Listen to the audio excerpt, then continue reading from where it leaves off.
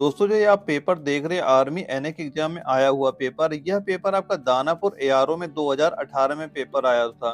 दोस्तों यह पेपर पूरा आप सॉल्व करिएगा, जिससे आपको आइडिया लग जाएगा कि आर्मी एनएक एग्जाम में कैसे क्वेश्चन पूछे जाते हैं, ताकि आप उसी हिसाब से अपनी तैयारी कर सकें।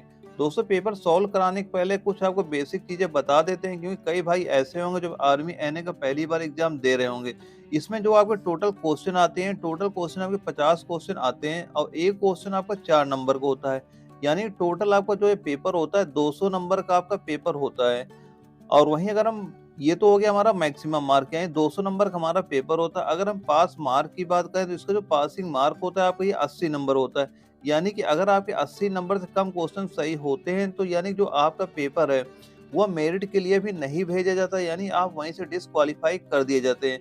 और वहीं टोटल इसके लिए जो आपको टाइम दिया जाता है, टोटल आपको टाइम 60 मिनट का आपको टाइम दिया जाता है पेपर को सॉल्व करने का। तो ये तो हो गई हमारी बेसिक चीजें इस पेपर की। अब आइए आपको सॉल्व कराते हैं आज का पेपर।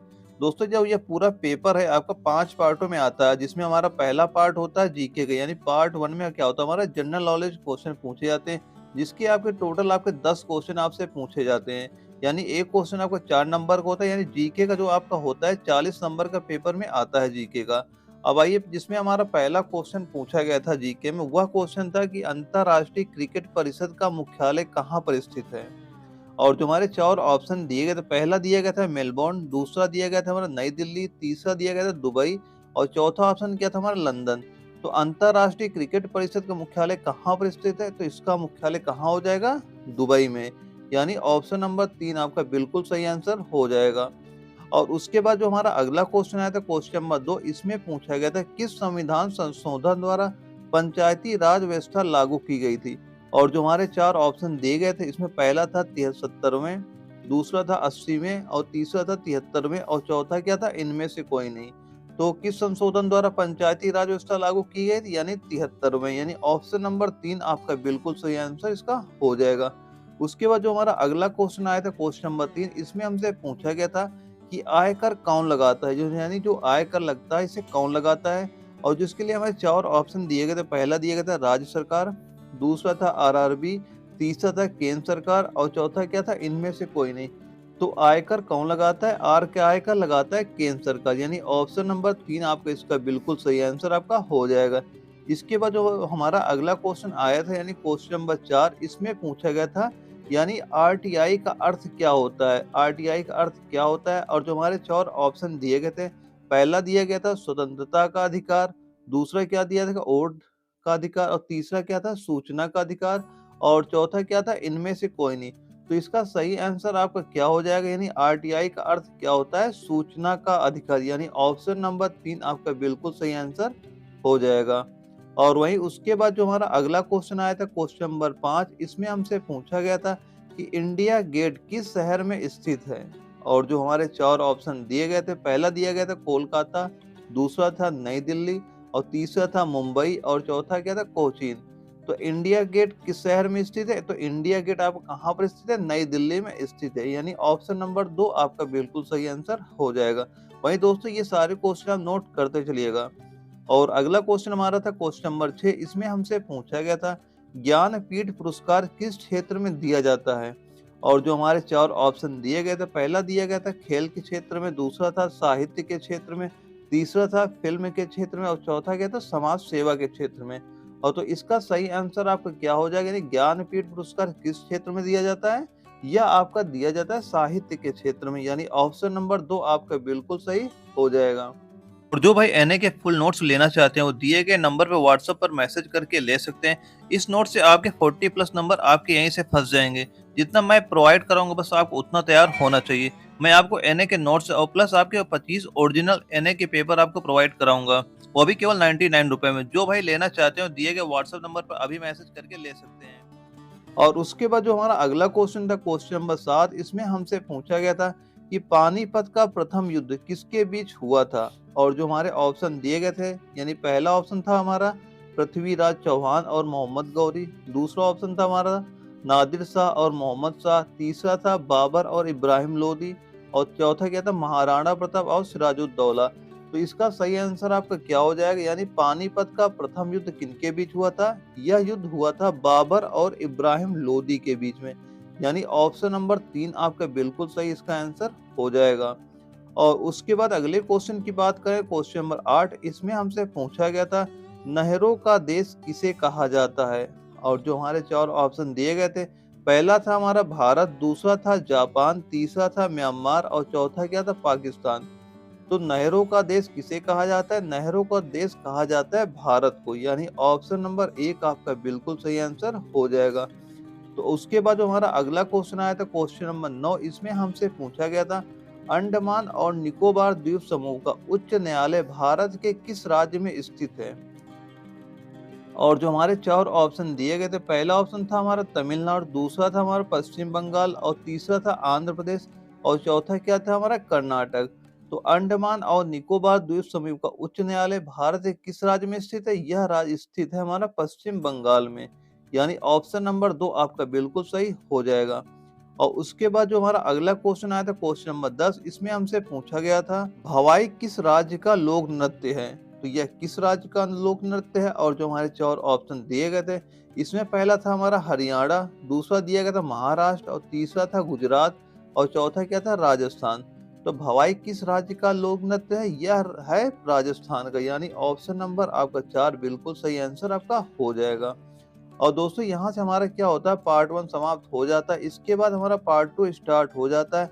पार्ट 2 में क्या होता है, बायोलॉजी के क्वेश्चन आपके पूछे जाते हैं और बायो के टोटल आपके 15 क्वेश्चन आपसे पूछे जाते हैं और एक क्वेश्चन आपका 4 नंबर का होता है। इस हिसाब से देखा जाए तो हमारे टोटल कितने नंबर हो गए, यानी 60 नंबर आपका बायो का आता है इसमें आपका।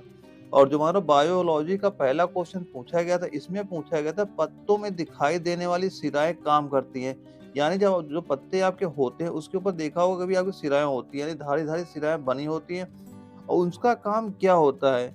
और जो हमारे 4 ऑप्शन दिए गए थे, पहला ऑप्शन था हमारा प्रकाश संश्लेषण का और दूसरा ऑप्शन था हमारा वाष्पोत्सर्जन और चालन का, तीसरा था श्वसन और वाष्पोत्सर्जन का और चौथा क्या ऑप्शन दिया गया था हमारे? चालन और श्वसन का। तो इसका सही आंसर आपका क्या हो जाएगा, यानी कि जो पत्तों में दिखाई देने वाली सिराएं काम करती हैं, क्या काम करती हैं? वो चालन और श्वसन का, यानी ऑप्शन नंबर 4 आपका बिल्कुल सही आंसर इसका आपका हो जाएगा। उसके बाद जो हमारा अगला क्वेश्चन था, क्वेश्चन नंबर 12, इसमें हमसे पूछा गया था मधुमक्खी का डंक में क्या होता है? यानी जो मधुमक्खी होती है उसके डंक में क्या होता है? और जो हमारे 4 ऑप्शन दिए गए थे, पहला था अम्लीय तरल, दूसरा था लवणीय घोल, तीसरा था क्षारीय तरल और चौथा क्या था? संक्षारक तरल। तो इसका सही आंसर आपका क्या हो जाएगा? मधुमक्खी के डंक में क्या होता है? अम्लीय तरल होता है, यानी ऑप्शन नंबर 1 आपका बिल्कुल सही हो जाएगा। और उसके बाद जो हमारा अगला क्वेश्चन आया था, क्वेश्चन नंबर 13, इसमें हमसे पूछा गया था कोशिका में क्रोमोसोम डीएनए किससे मिलकर बने होते हैं? और जो हमारे 4 ऑप्शन दिए गए थे, पहला था हमारा फास्फोरस, दूसरा था प्रोटीन, तीसरा था चीनी और चौथा क्या था? हमारा कैल्शियम। तो इसका सही आंसर आपका क्या हो जाएगा, यानी कोशिका में क्रोमोसोम डीएनए किससे मिलकर बने होते हैं आपके? यह बन मिले होते हैं प्रोटीन से बनकर बने होते हैं, यानी प्रोटीन आपका सही आंसर इसका हो जाएगा। और उसके बाद जो हमारा अगला क्वेश्चन आता है, क्वेश्चन नंबर 14, इसमें हमसे पूछा गया था मादा युग्मक को क्या कहते हैं? और जो हमारे 4 ऑप्शन दिए गए थे वह थे कि अंडाणु, दूसरा था शुक्राणु, तीसरा था भ्रूण और चौथा क्या था? इनमें से कोई नहीं। तो इसका सही आंसर आपका क्या हो जाएगा? मादा युग्मक को क्या कहते हैं? अंडाणु बोलते हैं, यानी ऑप्शन नंबर 1 आपका बिल्कुल सही हो जाएगा। और जो हमारा अगला क्वेश्चन आया था, क्वेश्चन नंबर 15, इसमें हमसे पूछा गया था यानी सबसे बड़ा एक कोशिकीय जीव है। और जो हमारे 4 ऑप्शन दिए गए थे, पहला था हमारा ईस्ट, दूसरा दिया गया था एसिटोबैक्टीरिया और तीसरा क्या था हमारा? एसिटोबैक्टर और चौथा क्या था हमारा? अमीबा। तो इसका सही आंसर क्या हो जाएगा आपका, यानी सबसे बड़ा एक कोशिकीय जीव क्या होता है? सबसे बड़ा एक कोशिकीय जीव होता है हमारा ईस्ट, यानी कि ऑप्शन नंबर 1 आपका बिल्कुल सही हो जाएगा। और उसके बाद जो हमारा अगला क्वेश्चन आया था, क्वेश्चन नंबर 16, इसमें हमसे पूछा गया था नवजात बच्चों के लिए सबसे आदर्श भोजन निम्नलिखित में से क्या है? तो इसका सही आंसर आपका क्या हो जाएगा? जो हमारे 4 ऑप्शन दिए गए थे, पहला दिया गया था पानी, दूसरा दिया गया था दूध, तीसरा था शहद, चौथा क्या था? चांदी। तो सबसे आदर्श भोजन क्या हो जाएगा? हमारा दूध, यानी ऑप्शन नंबर 2 आपका बिल्कुल सही आंसर हो जाएगा इसका। और जो हमारा अगला क्वेश्चन है तो क्वेश्चन नंबर 17, इसमें हमसे पूछा गया था जीका वायरस का वाहक कौन सा मच्छर है। और जो हमारे 4 ऑप्शन दिए गए थे, पहला था हमारा क्यूलेक्स, दूसरा था एडिस, तीसरा था एनाफिलेज और चौथा क्या था क्यूलिसिटी। तो इसका सही आंसर आपका क्या हो जाएगा? का वाहक कौन सा मच्छर होता है? कौन सा मच्छर हो जाएगा हमारा? एडिस, यानी ऑप्शन नंबर 2 आपका बिल्कुल सही इसका हो जाएगा। और उसके बाद जो हमारा अगला क्वेश्चन आया था क्वेश्चन नंबर 18, इसमें हमसे पूछा गया था मानव रुधिर का पीएच होता है, तो पीएच कितना होता है? जो हमारे ऑप्शन दिए गए थे, यानी पहला ऑप्शन था हमारा 7.8, दूसरा था हमारा 7.2, तीसरा था 6.6 और चौथा क्या था 7.4। तो इसका सही आंसर आपका क्या हो जाएगा? मानव रुधिर का पीएच कितना हो जाएगा? 7.4, यानी ऑप्शन नंबर 4 आपका बिल्कुल सही इसका हो जाएगा। और उसके बाद जो हमारा अगला क्वेश्चन था क्वेश्चन नंबर 19, इसमें हमसे पूछा गया था टूटी हड्डियों को जोड़ने के लिए निम्नलिखित में से किसका प्रयोग किया जाता है? पहला ऑप्शन था हमारा सफेद सीमेंट, दूसरा था हमारा सफेद लेड, तीसरा था हमारा जिंक ऑक्साइड, चौथा क्या था प्लास्टर ऑफ पेरिस। तो इसका सही आंसर आपका क्या हो जाएगा? प्लास्टर ऑफ पेरिस, यानी ऑप्शन नंबर 4 इसका बिल्कुल सही आंसर आपका हो जाएगा। क्वेश्चन नंबर 20 में हमसे पूछा गया था, यानी कि मीबोमियन में ग्रंथि किसमें स्थित होती है? और जो हमारे 4 ऑप्शन दिए गए थे, पहला था हमारा आंख, दूसरा दिया गया था कान, तीसरा था हमारा नाक, चौथा था त्वचा।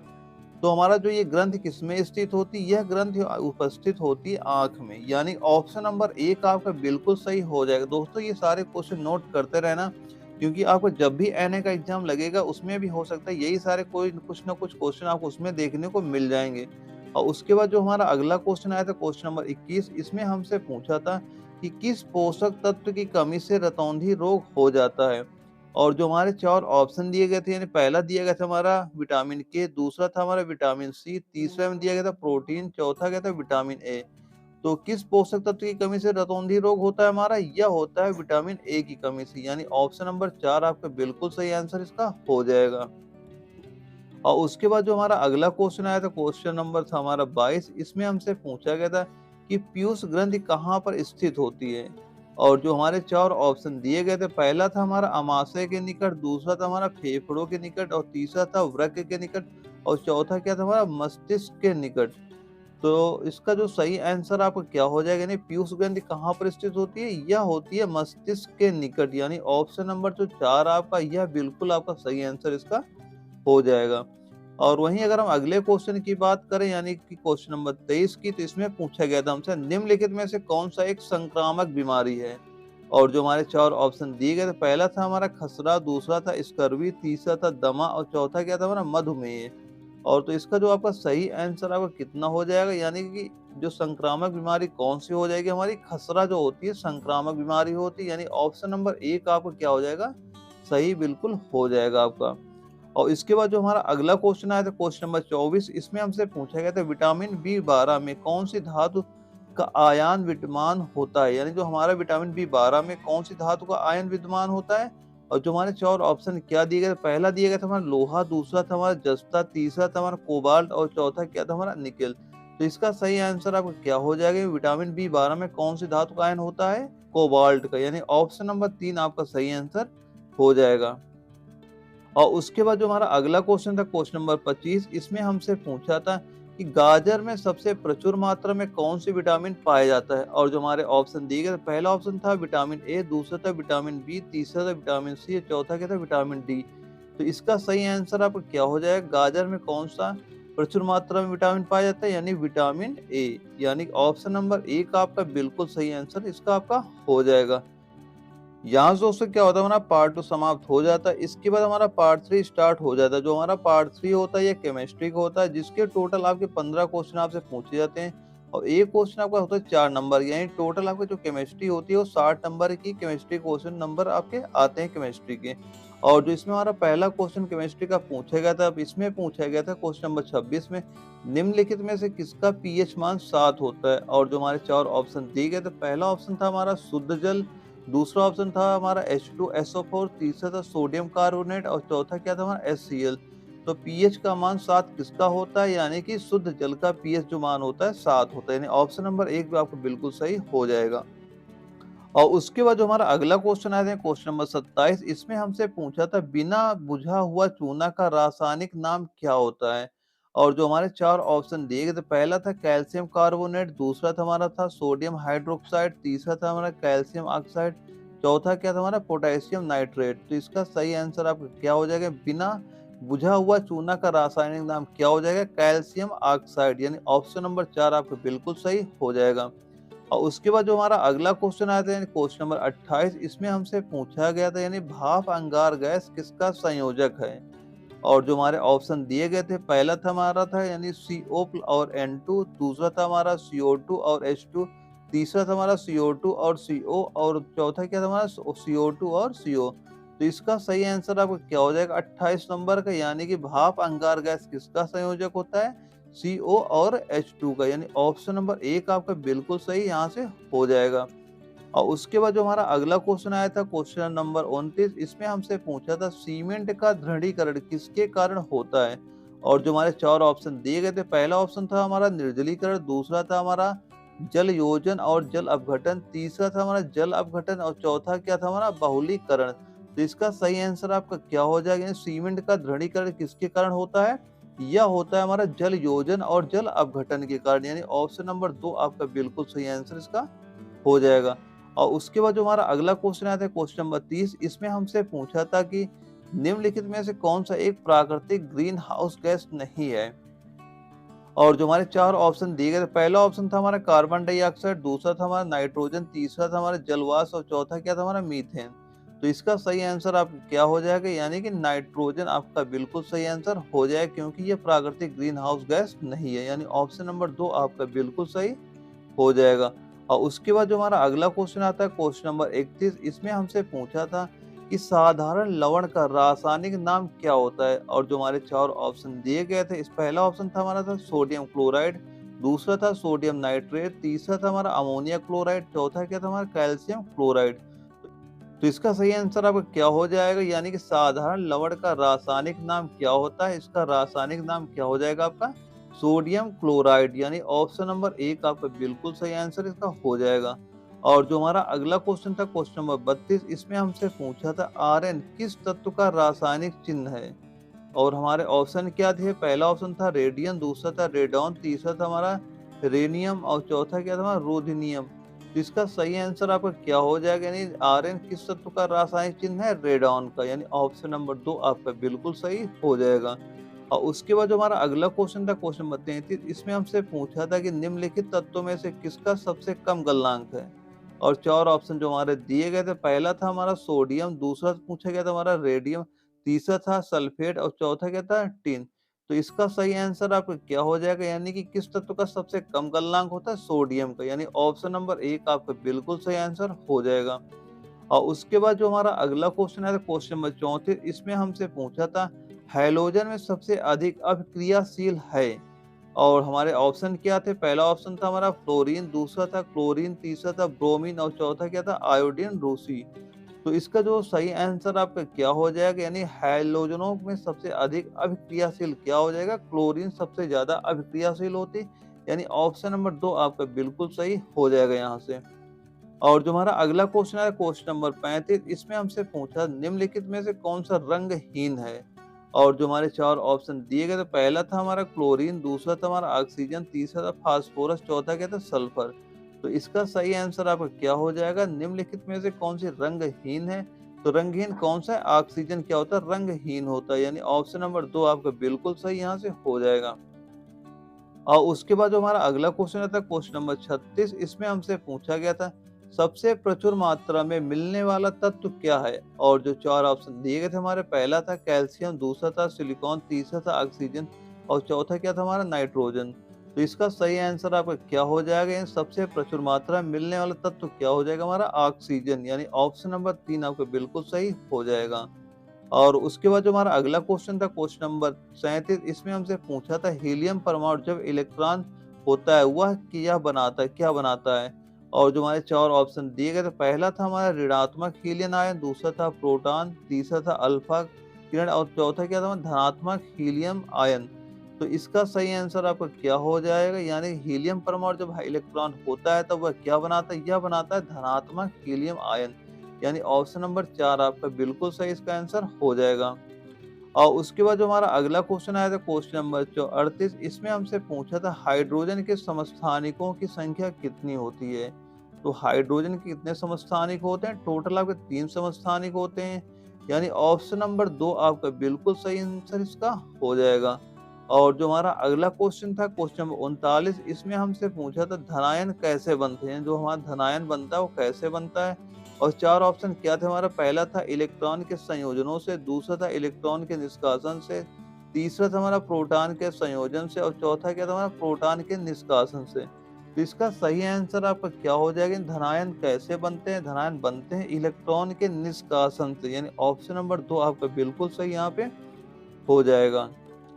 और उसके बाद जो हमारा अगला क्वेश्चन आता है क्वेश्चन नंबर 40, इसमें हमसे पूछा था निम्नलिखित में कौन सा अष्टक नियम के अपवाद को दर्शाता है?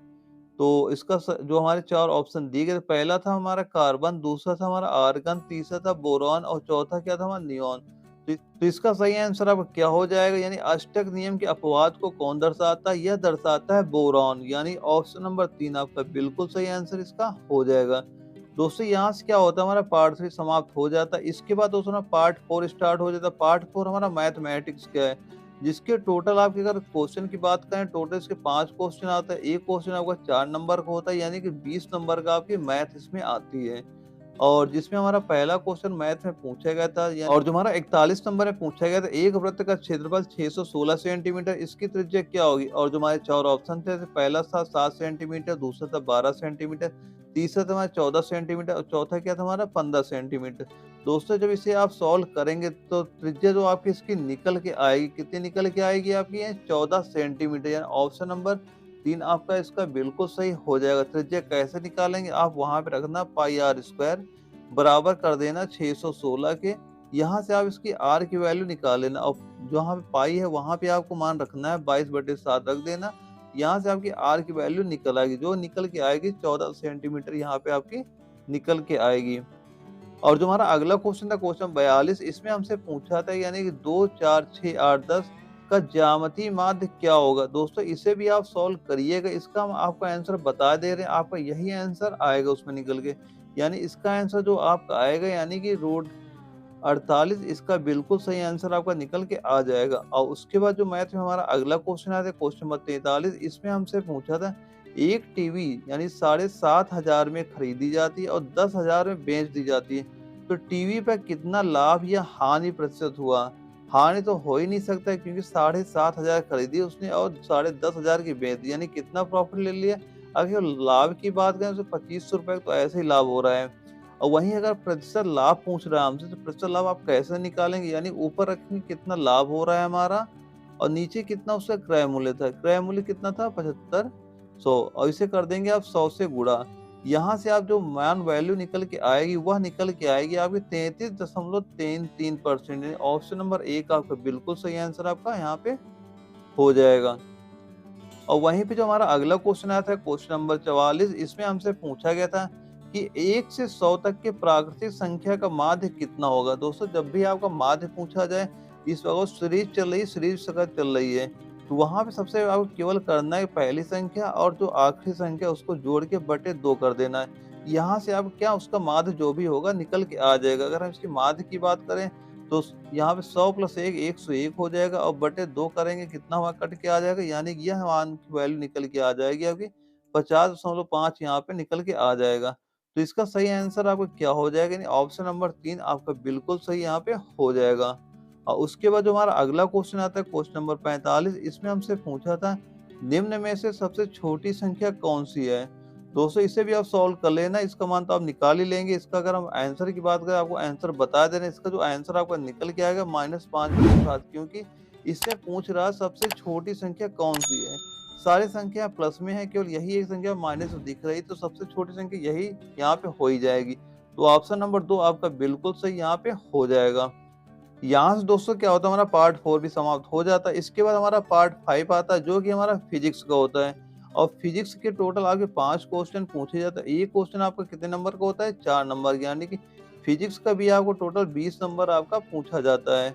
और जो फिजिक्स हमारा पहला क्वेश्चन था उसमें पूछा गया था दबाव का एसआई इकाई क्या है, यानी दाब का एसआई मात्रक क्या हो जाता है। तो दाब का एसआई मात्रक आपका क्या हो जाएगा, जो हमारे 4 ऑप्शन दिए गए, तो पहला था हमारा ओम, दूसरा था हमारा पास्कल, तीसरा था वोल्ट और चौथा था एम्पियर।